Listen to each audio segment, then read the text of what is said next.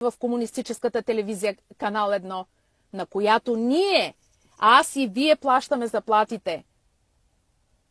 Задават ми въпрос за кариерата ми. Задават ми такива глупави въпроси, когато ние умираме. Ние сме изчезваща нация. Тя ми говори за кариера. За какви кариери, когато живота ни взехте комунисти? Всички са комунисти. С различни имена.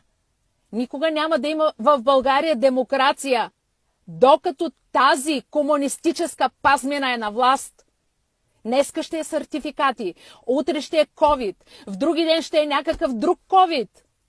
И така 77 години комунистически терор над нас, българските граждани, които искаме да живееме задружно, искаме да си помагаме, искаме да имаме пари, да ядем, да си храниме децата, а не да ги гониме в чужбина, защото тук няма никакво развитие, няма никаква перспектива.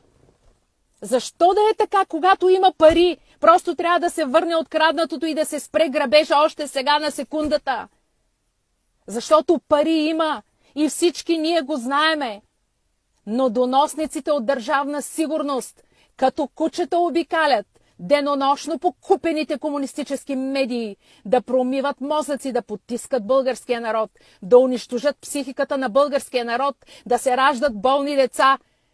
Целият ни народ да изнемогва, 4 милиона и половина сме останали. Ковчези ни куват. Комуниста Радев, който си прави президентската кампания с нашите пари, обикаля и прави лицеви опори, заедно с комуниста Борисов. И всичките му подлоги,